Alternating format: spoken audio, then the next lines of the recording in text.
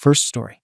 I hid my ungrateful daughter's full-ride scholarship to an Ivy League school because she has the duty to take care of her siblings, and I banned her from leaving my home. But my entitled daughter called CPS on me and then abandoned the family. She might have been born wrong. I never raised her to be this selfish, and I hate her so goddamn much. I 47F have a daughter, Amia 17F, who recently received a full ride to a very prestigious out-of-state university. I know because I opened the letter. She hasn't seen it. We intercepted it before she got home from school. My husband 49M and I have been hiding it for the past few weeks. Some backstory here. We have 5 kids total. Amaya is the oldest. Then there's Josh 15, Emma 12, Tyler 9, and Leela 6. My husband works construction, but it's been unstable for years. He gets jobs here and there, but layoffs are common. I used to work retail, but stopped after Leela was born because we couldn't afford daycare. Since then, I've been a stay-at-home mom. Finances are tight. They always have been. Amia stepped up early. She started helping with her siblings from around age 10. I don't mean just babysitting for an hour. I mean she changed diapers, fed them, helped with homework, got them dressed, and even took over bedtime routines, sometimes when I was too exhausted or dealing with the younger ones. She learned to cook simple meals by 13. When she got her license, she became our main driver for groceries, for her siblings' appointments, and for school drop-offs and pickups. We couldn't afford another car, so she shares mine. She's a bright kid, always has been. Top of her class, active in the debate club, and volunteered at the library. We encouraged it to a degree, but we also reminded her constantly that family comes first. That it's selfish to get caught up in ambition when there are real responsibilities at home. My husband's exact words once were, "We don't abandon our own just to chase shiny things." That stuck with her, or so we thought. We knew she was applying to colleges, but she didn't tell us which ones. Just said she was figuring it out. We assumed it'd be the community college 15 minutes away. Maybe the state university if she got aid. We never imagined she'd actually apply somewhere like redacted Ivy tier school. The letter came in early October. Thick envelope, gold seal, everything. I knew what it was immediately. My husband was the one who opened it first. He read it, sat down, and just muttered, "She's really trying to leave us." The deadline to accept is in June. They even had her listed for an exclusive honors cohort. I could feel my stomach turn reading it. Here's the thing. If Amia leaves, this entire house will fall apart. I mean that literally. She's the glue. I can't drive everyone everywhere. I don't have a job.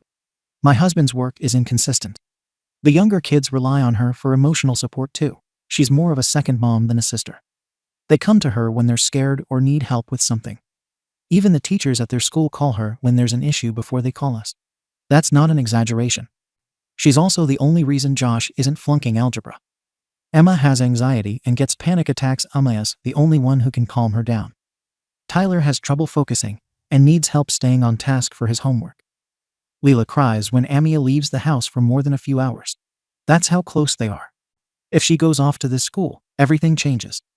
The rest of us can't afford to hire help. I can't suddenly create more hours in the day. And frankly, I don't think I should have to when Amaya's already here, and when we've invested so much into raising her right. We tried talking to her subtly. A few days after the letter came, I brought up the idea of staying local and how families stick together. I reminded her how lucky she is to have siblings who love her and how much they'd miss her. Her face went cold. She just said, "I'll figure it out." That told me everything. She knows. Or at least suspects she got in somewhere, and that we're worried she'll leave. She's been more secretive lately. Passwords on everything. I checked her email one night. While she was asleep, there were messages from that university's admissions portal, but she hadn't opened them. Probably because she doesn't know about the physical letter. Here's where I might be the arsehole, I guess. We've hidden that acceptance letter in the locked filing cabinet with our mortgage documents. She hasn't found it. We've also marked her emails from that school as read, so she doesn't get notified. My husband and I agreed it's best. She's not emotionally mature enough to see what she'd be giving up. She thinks because it's a scholarship, she earned the right to just go. But life isn't just about what you earn, it's about loyalty. And before people come at me saying I'm jealous or bitter, no. I'm proud of her. I really am. But she wouldn't be this successful if we hadn't supported her. Who do you think drove her to debate meets and volunteer hours? Who sacrificed so she could go to those programs? We made that possible. She owes this family. You don't just walk away from the people who built your foundation. Still, I've had doubts. Not enough to tell her, but enough to bring it up with my parenting group. We meet every Thursday at the community center. I told them the story, leaving out some specifics. Half of them sided with me. One mom even said, "I'd do the same. My kid can't just up and leave when there's a household to run." But a couple others looked horrified. One woman said I was emotionally stunting Amia and using her like a live-in nanny. That hit hard. I won't lie. I left that meeting angry. I didn't speak to that group for over a week. Who are they to judge me? They don't have 5 kids. They don't know what it's like to feel the walls caving in when your partner might be laid off again, and there's no plan B. They don't have a daughter like Amia who can balance an entire family on her back without complaint. She's never said no, even when she's exhausted. She's always done what's asked of her. That's what makes this so frustrating, because now she might not. The few times she's pushed back, it's always been quiet, controlled. Amia doesn't yell. She doesn't argue. She just stops engaging. Last year, we had a blow-up because she refused to drive Josh to practice after he made fun of her in front of his friends. She said she was tired of being everyone's backup parent. That lasted a week. Then she got over it. I thought she understood her role in this family better after that, but maybe not. A few days ago, she asked if we'd seen any letters from out-of-state schools. I told her no, just the usual community college flyers. She nodded, but I saw her hesitate. That's when I started to worry she was piecing it together. She's not stupid. She knows deadlines are coming up. She checks the mail now before I can get to it. But she hasn't said anything since. My husband thinks we should just keep quiet and wait it out. He says if she misses the deadline to respond, that's her problem. She'll thank us later. I'm not so sure. I keep going back and forth. We've always said family first. But now I wonder if she's been planning her exit for a while. I found an old notebook of hers in the car last week.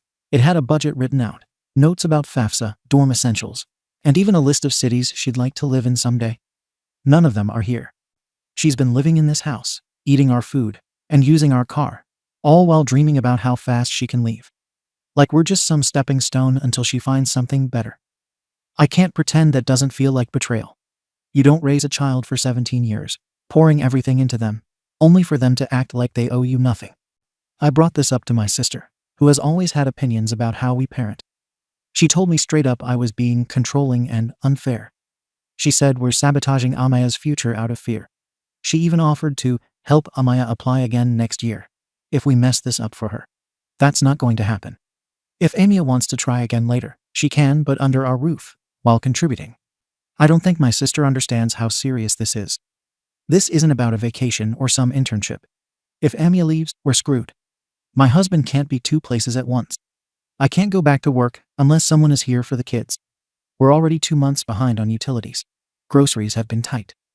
Amia has a job at the bookstore that brings in about $600 a month, which helps with gas and small stuff. But take that away, things collapse fast. And no, before people say it, I don't think it's wrong to expect her to help. She lives here. She's part of this household. Her leaving doesn't just affect her. It affects 5 other people. You don't just chase opportunity without thinking about who you're stepping over. That's not how we raised her. Do I feel guilty hiding the letter? Sometimes. But then I remember that she probably wouldn't even say goodbye properly. She'd just pack and go. She'd post some cutesy picture on Instagram with a caption like, "Off to my next chapter," and pretend this house and these people never existed. That's what they all do. So yes, we hid the letter. We marked the emails as read. We say nothing unless asked directly. Because the truth is, if Amia had been more open about her plans, if she'd come to us first, we might have helped her figure something out. But she went behind our backs. She chose secrecy first, so we're choosing it now. We're doing what we think is right for our family, not just for her. Because when one person leaves, everyone else has to pick up the slack. And we're already stretched thin. Some of the comments I've gotten from others have shaken me. That parenting group turned on me fast. One woman even asked, "What are you going to do when Amia resents you for the rest of her life?" I didn't have an answer. Because I honestly don't think Amia gets to resent us. Not after everything we've done for her. Not after all the sacrifices. We've earned a say in her future. But part of me does wonder if we've gone too far. Not because I think what we did was wrong, but because people keep calling it manipulative. I don't see it that way. We're trying to keep this family together. Is that so terrible? She still doesn't know about the scholarship. She still hasn't found the letter. But time's ticking, and I don't know how long we can keep this up. If she finds out before the deadline, we're back to square one. If she doesn't, we avoid a disaster for now. So, Reddit. Ada for hiding my daughter's full ride scholarship acceptance letter because we need her to stay and help the family. Should I come clean and let her decide? Even if it means she might leave us behind. Comments. Comment 1. You say Amaya's not emotionally mature enough to decide her future. But she's emotionally mature enough to raise 4 kids, manage your household, and work a job. Pick a lane. You act like this scholarship fell out of the sky. But she earned it. That took hours of applications, essays, GPA, extracurriculars, all of it. And she probably did it behind your back because she knew this would be your reaction. You're not just the arsehole. You're the villain in her origin story. When she eventually cuts contact and moves on, this post will be what her therapist prints out and highlights in red. Also, we made her success possible. The audacity. You drove her to debate once, and now you think you get veto power over her life. You're not her manager. You're her mother. Or you were, until you decided keeping her trapped was more important than letting her fly. Locking up that letter was your choice. Don't be surprised when she chooses to leave the moment she gets the chance. Comment 2. I'm not going to pretend I don't get some of what you're feeling. I've got 3 kids, one with special needs, and when you don't have a support system, the eldest ends up being the extra adult. That said, YTA. And not just for hiding the letter, but for the way you've mentally reframed your daughter's entire life as a debt she owes you. Amaya's been parenting since she was a child. That's not okay. You say you're a stay-at-home mom, but from everything in your post, it sounds like Amia does most of the actual parenting. What really gets me is your husband saying, "She'll thank us later." No, she won't. She'll remember that her shot at independence and opportunity got buried in a drawer because her parents were afraid of change. She'll never trust you again. And maybe that's what's scaring you. This isn't about abandoning family. It's about her finally choosing herself. And you should have been the ones cheering her on, not dragging her back. Comment 3. Former admissions officer here. You need to hear this. Your daughter getting that scholarship is like winning a lottery she actually earned. Full rides to prestigious schools are rare and often life-changing. Those offers are not renewable if she doesn't accept. You're not delaying her path, you're nuking it entirely. You keep framing this as protecting the family. But what you're really doing is eliminating her options to force the outcome you want. That's coercion, plain and simple. You also mention you're struggling financially. Then why sabotage her chance to be financially independent and successful? You're literally cutting off your best shot at long-term family stability just to keep her in the house another year or 2. YTA, hugely. And honestly, if this ever got out to that school, they'd have grounds to offer her extended time or reconsideration, but only if she finds out in time. You're not just the arsehole here. You're the reason generational poverty cycles continue. Shame on you. Update. Things have escalated. And since so many people felt comfortable calling me a monster, an abuser, a manipulator, etc., I think you all should hear how the situation turned out. Maybe then you'll realize real life isn't as simple as just let her go chase her dreams. First of all, the school counselor did call. They were following up on scholarship confirmations for select top-performing students, their words. The counselor asked if Amia had any questions about her enrollment packet, since the deadline was approaching. I tried to play it off like, "Oh, we have everything under control." But I'm not stupid. I could hear the tone shift instantly. You know when someone realizes you're lying? It was that. She said she would ask Amaya directly at school the next day. I knew right then it was over. We couldn't hide it anymore. So that night, my husband and I sat Amaya down and offered what we thought was a reasonable deal. We told her if she stayed and did the local college or online courses, we would give her more freedom. She could pick her own work hours. We'd try to ease her schedule around siblings, and maybe we could save up for her to get her own used car by next year. She didn't even let me finish before she asked one question. "Where's the letter?" Her voice was cold. I'll be honest, in that moment, I panicked. I tried to say we needed time to talk as a family, that she's still a minor, and that we had to weigh every factor. But she already knew. Maybe she knew the whole time. She got up, went straight to the filing cabinet, and pulled the thing open like she knew exactly where it was. I didn't even know she had seen me put the key in my purse that one time. She pulled the envelope out and read it right there in front of us. Then she said, "You stole my future." No. I protected my family. But there was no getting through to her. She called my sister to come get her. My sister was at our house in 10 minutes. I swear she must have been waiting. Before they left, Amia looked at the younger kids and said, "You don't have to stay here forever. You deserve your own life." That was the moment everything broke. The younger kids started crying. My husband yelled at my sister to put her phone down because she was recording everything. The neighbors were outside. It was humiliating. And of course, someone I still don't know who called CPS. A CPS worker came the next morning. They asked questions about expectations, household division of labor, educational interference, and all that. It felt like an interrogation. Do you understand what that feels like? To be treated like you're abusing your own kids when all you're doing is keeping your home functioning. I told them the truth that my husband and I both have serious health conditions. We are overweight. The doctor told us to avoid strain. I have severe depression. I wasn't always like this. I used to work. I used to be someone. I didn't choose this. Life hit us hard. But nobody cares about that part. Everyone just wants to act like I sat around eating bonbons while my daughter scrubbed floors like Cinderella. No, I did what I could. I cooked. I cleaned. I took care of the little ones. I did my best. And my husband tried too. He is sick. His joints are shot. His back barely works some days. We had to depend on Amia. Yes, but we didn't choose that. We did not choose this life. So hearing people say I stole her childhood made me want to scream. Because if I didn't have these kids, then what? Kill them. Give them away. Let them starve. No. I kept this family alive. She helped, and helping your family is not abuse. But anyway, here's where it all blew up. 2 days later was the senior awards ceremony at school.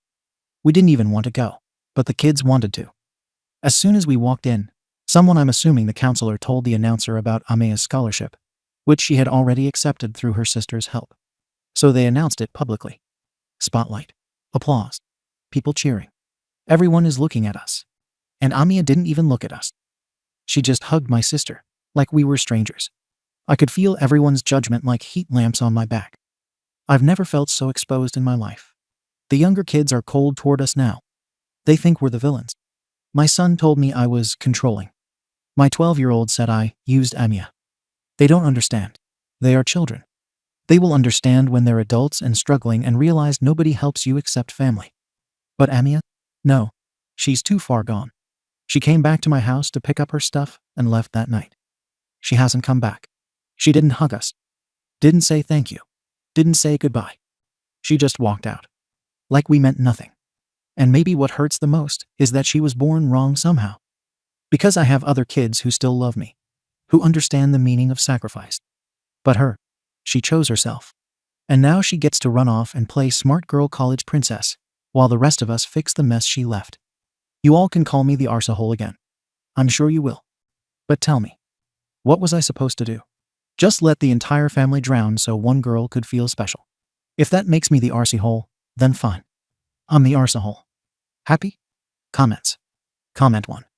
She gets to run off and play smart girl college princess lady.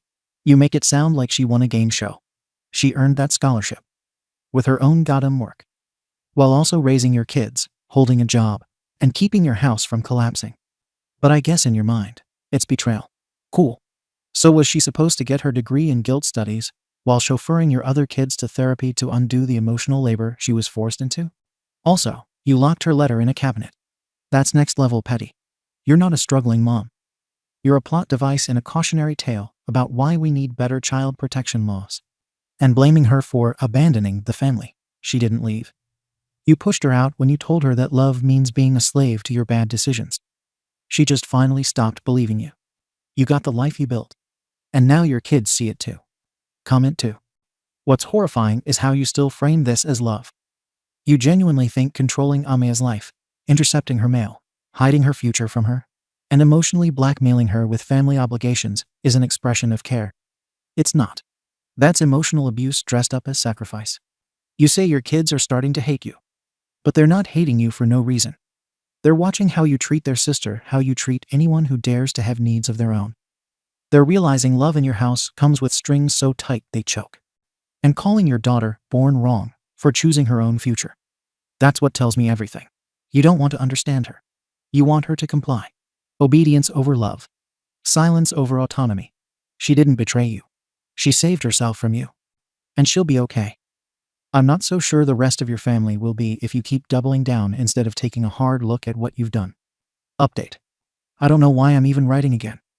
Maybe because it feels like everyone has already decided I'm the villain, and I need at least one place to say what's happening in this house. Or maybe because I'm scared that I really am losing everything and nobody is actually seeing what is going on behind these decisions. Amia still hasn't spoken to us. She blocked me. She blocked my husband. She even blocked the younger kids. My sister told me this was to protect her peace. She blew up her home and ripped herself out of her siblings' lives, and we're supposed to talk about her peace. I tried calling from a different number. She hung up as soon as she heard my voice. The younger kids saw that. They don't say anything, but they look at me differently now, like I did something unforgivable. They are quiet around me. They stay in their rooms more. They don't ask me for help with homework. They text their friends instead. They whisper sometimes when they think I can't hear. It feels like my house is going silent around me. And before people say, well, now you know how Amaya felt, no. I was here. I was present. I helped. I cooked. I cleaned. I got up at night when they cried. I ran a household while dealing with depression and a body that doesn't work the way it used to. I didn't choose to get sick. I didn't choose to lose control of my career. I didn't choose to have a husband whose body is breaking down from years of physical labor. We didn't choose any of this. We were dealt a bad hand, and we did what we could to survive. And Amia was part of the family.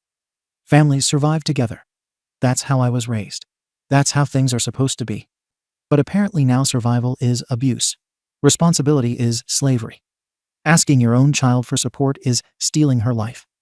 If that's true, then fine, call me the worst mother on earth. But I swear to God, I was doing the best I could with what I had. We've had more meetings with CPS and school counselors since the last update.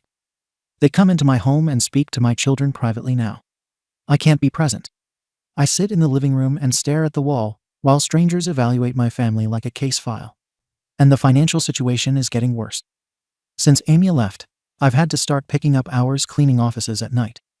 My husband tries to help, but his back gives out halfway through. He sits in the car for the second half of the shift. I don't blame him. He's hurting. I'm hurting. But the work still needs to be done, and I am exhausted constantly.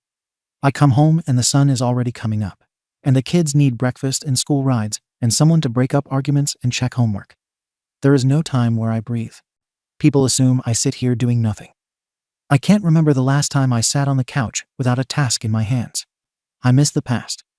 I miss when the kids were little and still believed I could hold the world together. I miss when Amia used to come into the kitchen humming, not glaring at me like I was the enemy. I miss when my husband's laugh didn't sound tired.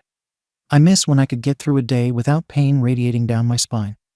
I miss when this house felt like a home instead of a battlefield with the smoke already cleared and the bodies already down.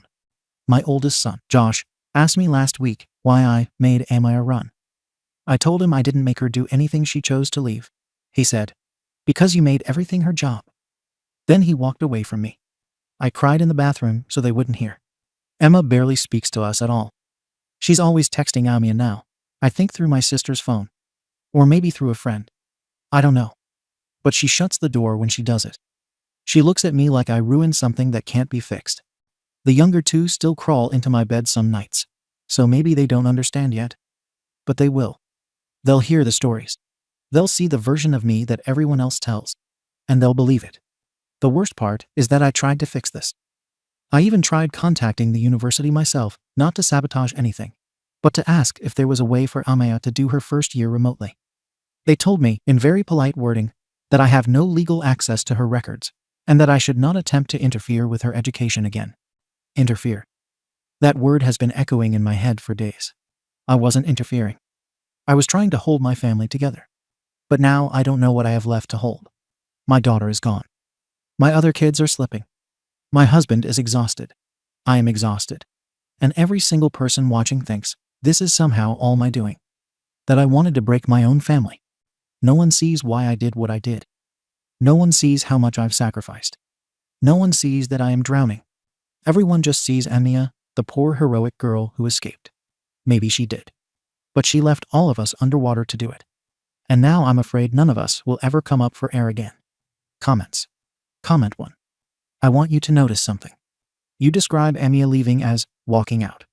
You describe your other kids pulling away as turning against you. You describe CPS involvement as humiliation.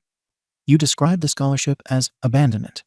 But you describe your own actions hiding mail, controlling her choices, putting adult responsibility on a child, calling her born wrong as just surviving. That's the disconnect. You're not sad because the family is broken. You're sad because the control is gone.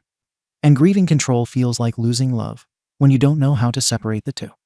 The reason Amiya cut contact isn't because she's selfish.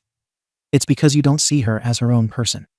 You see her as a tool, a limb, an extension of your survival. And the tragedy here is that you do love her, just not in a way she could survive. Comment 2. I don't think you understand the core issue. And until you do, nothing will change. You keep saying, we didn't choose this life. But Amiya didn't either. She didn't choose to raise kids she didn't give birth to. She didn't choose to become your emotional support system. She didn't choose to be your mobility, transportation, mental stability, and financial buffer. You talk about how tired you are, how worn down, how the weight of surviving every day feels crushing. That's real. I'm not denying your pain. I watched my own mother go through the same decline, the same medical issues, and the same depression. But here's the truth that hurts. All the exhaustion you are feeling now, Amiya has been feeling it for years. The difference is you had adulthood before all this. She never got one. She went straight from childhood to parenthood. You are losing your kids not because Amiya turned them against you, but because they watched their big sister escape and realized there was something to escape from. You're grieving the family you imagined you had, not the one that existed. Second story. Bill got obsessed with me for rejecting him 10 years ago, stole my naked pics, and made false accusations of me cheating, and my husband divorced me. I cleared myself. My ex wants to reconcile, then beat up his brother. Now his sister blames me for ruining Bill's life for a joke, and his Bill is harassing me, and my parents disowned me. We made a video on this story already, and OP made a new update. I F38 met my brother-in-law M38 at uni. He asked me out in our first year, and I refused. He called me the C word and said that I am shallow. My best friend told me that they were harmless comments from a drunken guy who got rejected. I never thought myself shallow. It was his demeanor and awkwardness that were off-putting to me. Anyway, he proved my friend right. And other than these comments, I have never felt uncomfortable during my uni years because he never bothered me again. Not even looked my way. The next time I met him was when my baby sister 28F introduced him as her BF. I didn't even recognize him at first because it had been like 9-10 years since that day he talked to me. He was visibly annoyed that I didn't recognize him and called me a liar. The family was skeptical at first about him, but he seemed to treat my sister right, and she seemed happy. He is very rich, taking her all over the world, and he seemed kind with us too. They got married after a year of dating. They have 3 children. I met my now ex-M 45 years ago, and the only odd comment from my brother-in-law was that I was still as shallow and superficial as I was in uni. At the time, I took it as a joke, but in hindsight, when I found out the truth and started thinking back looking for red flags, this was probably a big one. He never showed any signs that he disliked my husband, and he was always decent enough, and his indifference to having a close friendship with my husband and me didn't seem odd because he was always a recluse. A year ago, my husband came home and accused me of cheating, and he had evidence. The guy contacted him, and he had naked pics, etc., of me on his phone. The guy told my husband that he didn't know at first that I was married, but as soon as he found out, he contacted my now ex. He even apologized to my husband. I have never met this guy in my life. Nothing I said or did made my husband believe me. He left me, and our divorce is pending. Then yesterday that guy contacted me. He apologized for what he did and told me that he is friends with my brother-in-law. He sent me conversations, endless conversations my brother-in-law had about me for years. He has never forgotten that I, in his words, didn't even give him a chance and only judged him by his looks. He called me C in that chat. Both groups chat with his friends, but mostly with this guy. They planned this attack, and my brother-in-law somehow got access to my photos. The reason this guy contacted me now is that he felt guilty because even when my marriage was over, my brother-in-law was still angry and hateful, especially when he heard that I was on a date last weekend. So the friend felt that he didn't help his friend, but ruined innocent people's lives. Not sure what to do. My brother-in-law has actually been happier and more sociable than usual since my divorce. And now I know why. Although at first I thought he felt sorry and wanted to support me. His jokes about me ending up an old maid with cats as companions don't sound like jokes anymore. He meant them. I don't want to ruin my sister's life. She's very happy with her husband. I'm not sure either if I can with her husband. I'm not sure if I should tell my ex or not. I am very heartbroken that he didn't believe me. Love him very much. He is the love of my life. But I'm not sure if I can forgive him for not believing me. But he is a victim in this too. So maybe he needs to know for closure. I am so terribly sad and hurt. I'm sorry this post got very long. Comments. Comment 1. It wouldn't shock me if this guy found your sister and is dating her just to remain close to you. It feels too coincidental that he somehow popped back up in your life and then got mad that you didn't remember him. OP, I feel so too. It makes it even worse. Comment 2. Why wouldn't you tell your sister her husband is batch T crazy? Comment 3.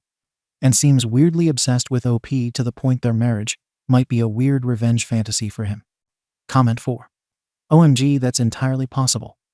I wonder how much OP and her sister look alike. OP, my family and friends believed me. It has been hard and lonely, but I have had the support I needed. I know. I don't want to expose him while my sister and children are still with him. But then I don't know how to start.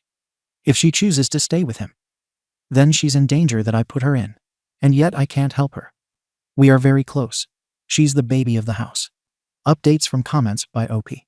The 29th of January. Oh God, I just remembered something. My sister has my passcodes. He is an IT guy, but maybe it wasn't that he hacked my accounts or something complicated. The 30th of January. My soon-to-be ex-husband knows everything now. Apparently the guy who contacted me contacted my husband at the same time and confessed to him. My soon-to-be ex is coming to town this weekend, and he wants to talk. Afterwards, I will probably need to look into taking legal action, if that's possible, and tell my family. I think now that exposing him is the best and safest approach. Should anything more serious happen, at least people would be aware of who to blame. I want to at least make sure that my sister and her children are safe before I tell them everything. Like meeting them at my parents' house after I tell my parents. The pictures were real, and were probably stolen from my phone or my husband's, because he is the only one that I took the pictures for. I don't know if I can get any justice since the pictures were not of my face. At least I was smart enough not to have my face shown in naked pics. I don't know what will happen. I have tried so much to forget about him, and I thought I had managed well. But hearing his voice today after over a year just brought back all the good memories. I haven't stopped crying today, missing him. On the bill. He's been following me throughout my uni years, and even afterwards. He found my sister and managed to charm her. When they got married, I was single, and apparently he was telling his friends how he was glad I was old and single and miserable, not my experience of my single life. Then when I met my husband, he was angry because he didn't think I would find someone at my age 33. Now when we were getting a divorce, he was very pleased again, saying I would definitely never find someone at 38. That I would regret turning him down. But I was on a date last weekend, so he spiraled down again and was angry and wrote horrible things about me. So his friend chose to come forward because he thought that my divorce wasn't enough for this guy, his words. The 31st of January. Comment 5. I truly hope you both still have love for each other. OP, I do, but I don't know if he still does. He doesn't live here anymore, and I am not sure if I can trust him again, or he me for that matter. The breakup was a mess, and he was in real shock because he couldn't believe this of me. He called me all kinds of stuff. Psychopath, fake, lowlife, and disgusting. And he couldn't believe I could trick him like this and act like I had morals. Nothing I said made him believe me. It made him even madder because I was still so convincing. So I don't know. There is a lot of hurt there. The 3rd of February. Hi. Yes, I met with my husband, and it didn't go well at all. We talked, and he apologized and asked me to forgive him. He said that he never truly believed that I would cheat, but the evidence was overwhelming, and he just thought that he believed me because he was blinded by his love for me. He then wanted to head over to my sister and her husband to confront him. But I asked him not to until I am comfortable that my sister is at least at my parents'. I wanted my parents to ask her to go visit them, and we would tell her then. That way she is not with her husband when she finds out, and he finds out that he is exposed. This morning I got many calls and texts from everyone, because my husband went and did it anyway, and he had a huge fight with my brother-in-law. He denied everything, of course, so my husband blasted him on social media and made an apology for believing rumors about me. My sister was angry with me, and my parents were confused and shocked. I have talked to my parents and told them everything now, and they believe me. But they agree that I should have been given the chance to talk to my sister before all hell broke loose. Now she is not speaking to me because my husband tried to beat up her husband. He made it worse, yes. He has always been calm and collected and good at de-escalating bad situations. Never knew he would act so rash and make things worse. The 6th of February. I really don't have much to add. My sister is very angry. She said that I have ruined her husband's reputation because my ex has blasted him and his friend everywhere. Now he is talking about wanting to end his life because I ruined it because of a joke he played. My parents told her everything the day everything was exposed, and apparently she believed them me at first, but now she has turned on me, so she is refusing to listen. I wish I could have had a moment with her first before all hell broke loose. Comments. Comment 1. How are things? OP. Getting back with the husband. OP. I think he is seeing someone. Comment 2. If he isn't at least hitting the pause button on any new relationship until this is sorted out, then he was never worthy of you. If you and he really do continue on the path of divorce over this, it adds to a lawsuit against your bill. Please, OP, see a lawyer. You have evidence, you have real damage to your life, and you have a very good civil case against your bill. Never mind your sister, her marriage has been built on a lie. You can sue your bill, and there will be plenty left over for her in her own divorce. OP, he is looking for jobs here because he wants to move back. I got very anxious and asked if he was doing this because of me because we are not together, and this wasn't the right time to pressure me. But he said he was doing it for himself, and that he doesn't want anything from me. But that, and he doesn't want to leave town for his brother-in-law to think he has easy prey to harm. I didn't ask about the one he is seeing. It felt it would be disrespectful to interrogate him since I have no right to do that. Maybe it is not serious, or maybe she is willing to move here. I don't know. I have spoken to lawyers. They don't seem to think this could lead to anything. Comment 3. He had access to your photos. That's all revenge adultery. OP, yeah, they didn't care. Comment 4. OP, were you able to discuss with STBX the repercussions of his actions? Is he offering to help with the lawsuit, or help clean up a bit of the mess he's made? With everything you went through, it sucks that he confronted them first. You're definitely the real victim here, and he made it even worse. Also, cops won't help you on this. You can file a report and give it to a lawyer. I'd talk to a lawyer and suppress charges. Once in front of a judge, other charges may be given. OP, yes. And he said that he couldn't just wait and let my brother-in-law believe that I was alone and easy prey. He said that police wouldn't do anything. He was right about that. And people like my brother-in-law are better exposed to everyone because they value their image. He doesn't seem to be understanding of my sister, however, and the way she was put in the middle. He did apologize a lot, but probably only because I was distraught and upset about what he did. I don't think he regrets anything. He is very sad himself, and he's been apologizing all the time about everything, including not believing me or trusting his gut that believed me. My brother-in-law hasn't bothered me again since he tried to call me to threaten me after everything blew up because my ex went to his place again and threatened to beat him up again. Now my sister is even angrier. Update. I am sorry that I have been gone for too long, and I am overwhelmed by the support that you have given me here. Some of you are still asking about me. I don't know where to start. I have been in constant pain and stress about everything that happened. But my brother-in-law is now exposed to everyone for what he did to me. For those of you who think he is in love with me, he isn't.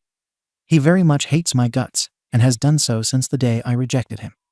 Hate is also a driving force, and not only love. So for the stupid users that I would like to call losers who made fun of me for me bragging about a man not being over me in 20 years, that is not it. If this is bragging, then you're actually very sick in the head. Unfortunately, I was sent these comments from a different sub about updates.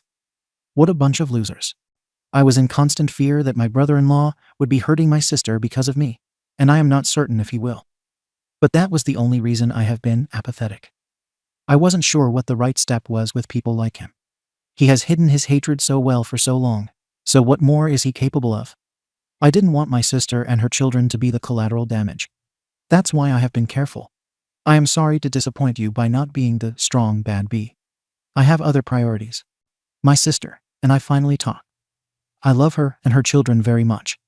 She seemed just very hurt and questioning her entire marriage. And who can blame her? I tried the baby steps approach. I wanted her to know I was there for her. And I was honest with her about my worries about her and her children with a man like him.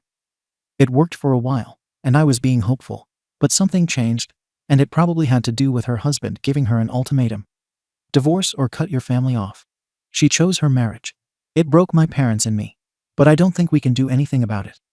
It is her own choice, even if we believe it is coerced. But maybe there's this little chance that she knows him better than we do.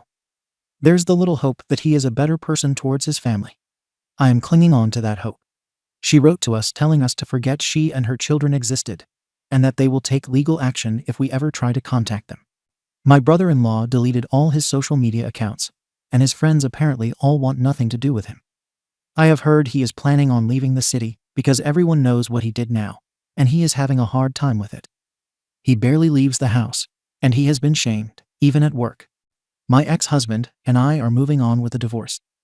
I don't blame him for believing the rumors, but at the same time I wish he knew me better, like I thought he did.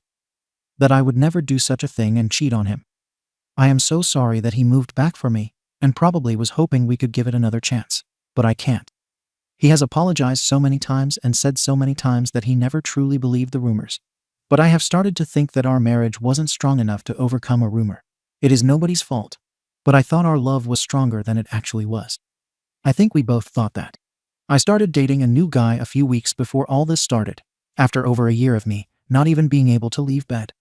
He has seen all of this unfolding, and he's been very patient and supportive. I think I have a real shot at happiness now. At least he knows everything and is well prepared in case my brother-in-law isn't done with me yet. Thank you for reading all this. And thank you again for being there for me. Update. Hi. I can't believe you guys are still DMing me on an almost weekly basis to ask about my situation with my sister and ex-husband. I am so sorry for not answering you, but I have not been here in almost 2 years now. Here is my update. I have moved away. It was the best thing I could do for my sanity. This was after my Bill cornered me after work one day, demanding that we talk. He would not let my arm go, and I even had a blue mark on my wrist from where he held me. I felt terrified and started crying. He asked me to take everything back because he is losing his reputation, and people are calling him a creep and an incel, and to give him a chance to talk because I have never given him a chance because I am a C. A colleague called the police, but nothing happened afterwards. I reported harassment, and it was dismissed. There was no ground for PO either. My sister wants nothing to do with me. She has also participated in saying that I did cheat, and I guess she's saving face with her husband. My parents weren't allowed to talk to her at first, but now they have a good relationship again, under the condition that they cut me off, which they did. I don't blame them. She has her children, and honestly, she and her children are in more need of protection than me. I haven't seen my mom in about a year. I miss my sister, her children, and my parents, but that's that. My ex-husband and I have finalized our divorce. It was the best decision for us even though me Bill won. He didn't win though. He is still hateful and bitter. I told him and my sister that whatever happens to me will never be enough for his ego, because he will always be angry that he never had me. This was what made my sister block me for good and my parents take her side. I don't blame them. Now I am living in a new city with my BF. I have no contact with any of my family. My ex said that I ruined his life. I hope he forgives me too, but I never ruined anything on purpose. I am starting to find happiness again. My new job is amazing, and I still have my friends back home on top of the new friends I made here. My BF is amazing, supporting me in all of this. His family has become my family, and they took me in with open arms. We live closer to them now. Bill has never tried to contact or talk to or about me again. I guess all is well now. Comments by OP. I am child-free. That's one of the reasons, I guess, because if there was a chance I would have children, I don't think they would have wanted to burn this bridge, no. It was easy.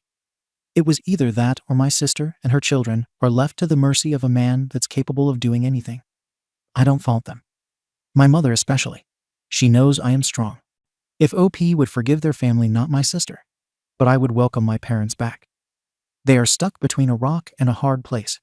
One gave them grandchildren. I think we need to be grandparents to see how hard it is to live without them. Especially when they're aware that their dad is a terrible human being capable of doing anything. But I will never forgive my sister. He is dangerous and cowardly, which makes him even more dangerous. When he came to my workplace, he tried to run away when the police came. And he also tried to run away when my ex-husband went to confront and beat him up. About why the ex-husband is mad with OP, it is very complicated. But he left his GF and moved back, thinking we would reconnect. It didn't happen. Thank you for watching the video. If you are interested in listening to these kinds of stories, we've got more in store for you. Simply subscribe to our channel, hit the like button, and share it with your friends.